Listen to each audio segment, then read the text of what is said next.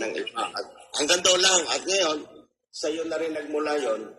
Parang sinabi mo na lang, shut the fuck up, David Ilagan, huwag mo na akong pakailaman. So ngayon, from now on, sinabi ko nga, kung pinagtatanggol kita, sorry, dahil ala ko, I did my best to say that to Pauline. Kasi para sa akin... You did your best. Kaso lang, kasi minsan, Tatay David, pagkausap mo na, yung ibang tao nakipagkita ka, ganito, ganyan, wala akong alam. Tapos, siya pa ngayon, proud ito na, check Wanda. Check. Hindi check po galing mo, kahit galing kasi. Teka muna, ito. Okay. I was not aware na makikipagkita sa akin si ano. So, I don't have anything to think of na ipaala ko check Wanda. Dahil kasi the purpose of meeting with me is not about you. It's not about the social media. The only purpose of that's what you bring Pauline, out about me. The issue in public. Nakipag-ano katahag-hag dyan. Tapos, ang tatay ko, ay bakit ganon? Pinaglaban mo ako, naramdaman ko rin po yun. Ako din nakipaglaban po sa inyo. Pero check. Sana ito nga. Ganun-ganun na lang po. Check. Masakit yun. Lalo na yan sidekick mo, si Jenor Bin, doon ako galit na galit, Tatay David, na masakit ang loob ko talaga.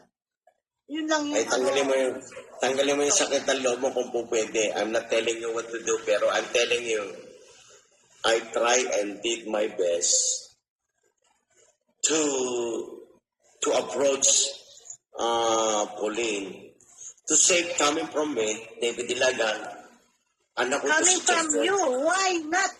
Pwede ba na yung tao mismo magsabi sa akin? Hindi naman ikaw. Hindi. Diba? Sabi mo nga eh. Hindi nga sabi ko, the word coming from me is to let her know. Kasi nirespeto kita, Tatay David, nirespeto kita. Naintindihan ko ibig mo sabihin. Pero why? Bakit puro ikaw na lang? Check Wanda. Okay, Magandang masasabi yan, yung mahal ka ni Check Wanda, dahil sinabi mo naman yan last live stream natin. Yes. Ikaw ang nagsabi. Ngayon, I just personally sinabi ko kay Check, kay Pauline. Ayun lang naman ang ginawa ko. Wala akong sinabing, magbati na kayo ni Pauline. Wala akong sinabing ganon. No. Sinabi ko lang, Pauline, as you know, even though hindi mo pinpoint out talaga, opo, I respect you, Tatay David. Sandali muna, Check Wanda.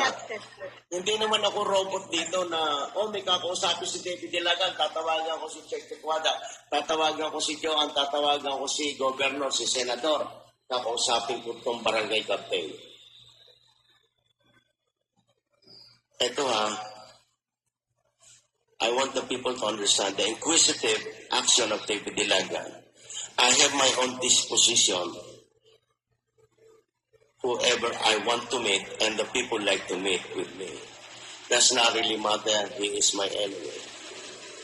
I am a convicted criminal. I'm ex-convict. People around me, in my education, my practice, they didn't afraid to come with me, even though I'm ex-convict. Because they will look at what is my conviction. They look at it, what they need from me. I want people to understand, to materialize what you thinking first before others thinking of you. Please. Please lang. I apologize dahil I carry the burden to less your burden. Because the loads that you have is my load. Because you call me as your tatay. Ang anak ko, hindi ko pababayaan. Whatever the burden you may have, Tatay David will carry on. Kaya nga, I did step forward. Teka muna, galit nga pala ito sa anak kong Check Alam mo, Pauline, mahal ka ni Check. That is coming from you, not coming from me. But I did deliver that message to her personally. Di ba? What did I Yun na nga told po, you? Tatay David, can I say something? Hindi, yun lang ang ano ko, punto ko rito. Pero kung ikasasama Why mo not na na? lang yun, Kasama nyo na, wait lang, Tatay David. Pwede lang po, ako din, let me. Kasi, dapat magkasama na kayo, galing sa bibig niya. Why? Galing sa bibig mo. Ano yon? wala naman ako sinabing para sa iyo eh.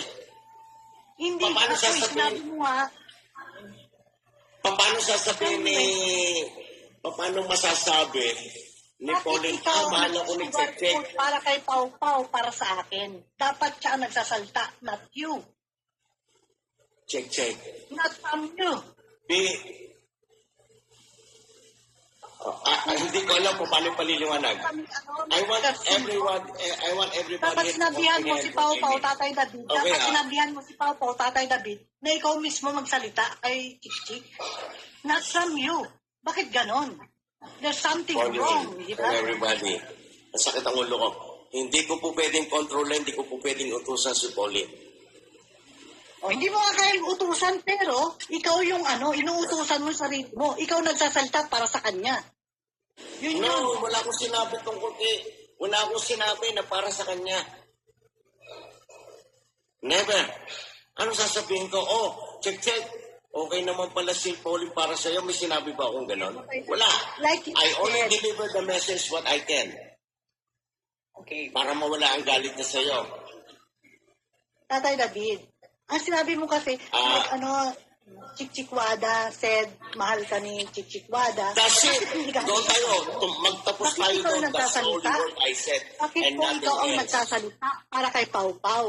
What's the difference na siya yung talagang No, nagsasalita ako para sa'yo, hindi para kay Papa. But, yung nakikita ng mga tao, the way you hug her. Tapos ako, sabihan mo ng ganyan, na, sabi ni Chick Chick Wada is going to be, parang sinusugar coat mo, parang maano ako, ano ko sa inyo. So, if that's really a big deal, Objection. what I just said, Wait lang. May hindi naiintindihan ni Sir David. Ang gusto ni, Sir David, ang gusto ni Chick Wada, si Pau Pau mismo, ang magsabi tungkol kay Wada kung manghingi siya ng sorry, hindi dapat po. hindi ko siya, Ganun. Bon Pan. Lahat kayo hindi nakakaintindi.